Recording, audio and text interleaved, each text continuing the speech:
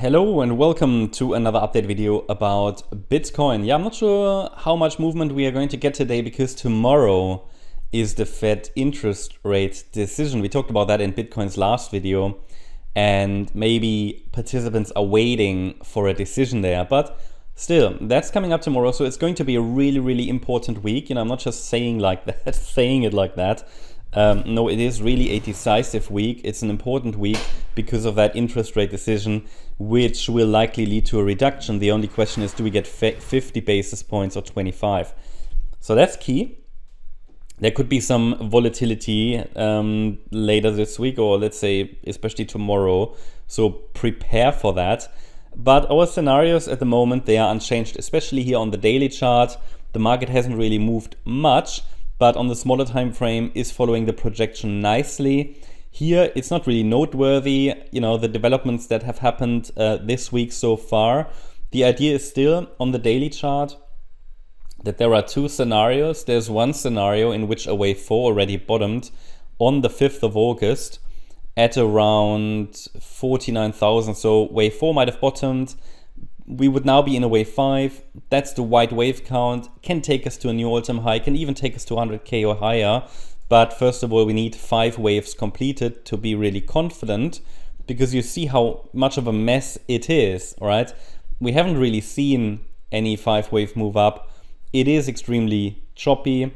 It is extremely fragile. It can easily break down, in which scenario we would then be dealing with a wave 4 that's still unfolding, as per the yellow scenario. So it's either 1, 2, 3, 4, 5, or the wave 4 is still unfolding, and then there are many options how this could unfold. But one I'm observing is that I call the wave 4 a W, X, Y structure, and the Y wave is an A wave, and a B wave, and a C wave.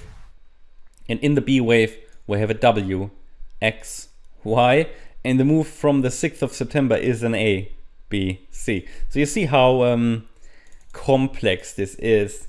However, it doesn't really, you know, change the support area. So to keep it simple, we just focus on support and resistance. So the main support area on the daily chart is between 43,100 and 49,000.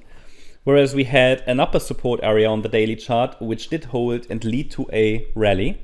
Quite a nice rally actually, nothing major, but still the price reacted here to the area between the 78.6 and the 61.8 retracement and started to rally there in what could be wave Y of B, or even the third wave in the white count. The yellow B wave, which is again part of the larger wave 4, should take us to 67,000 roughly. Actually, did it shift a little bit? Let me check. No, it's 67,300. It might look a little bit different on the smaller time frame because here we can draw them a little bit more precisely, but that's roughly it's 67k. And then we could also watch for a larger third wave, which would be part of the more bullish scenario. In this scenario, like 74k is the minimum target for white wave 3. So there's a lot of work required from the bulls. Now let's go and take a look at the shorter time frame. This is this movement that started on the 6th of September. So we go to the smaller time frame. Here you can see, first of all, you see the yellow B wave up here around 67k. You see the white wave 3 at around 74k, what we just talked about. And in both scenarios, I'm watching for higher prices, as I highlighted to you. Now, the only question is, well, the question is how exactly we're going to get there.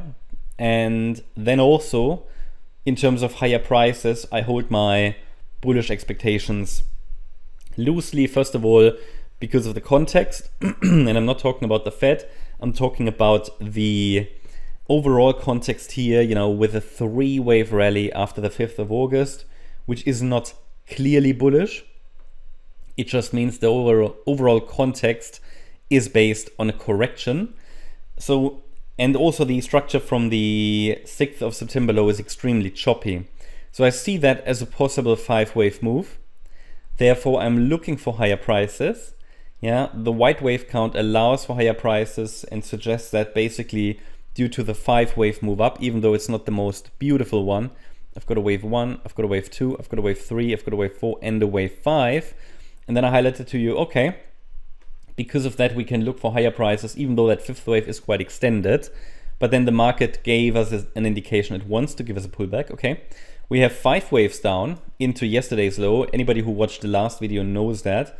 And because of a 5-wave move down, it appears more probable that we'll now get a 3-wave corrective rally and another 5-wave move down, which means then when you look at the pattern like that, we have 5 waves up, 3 waves down.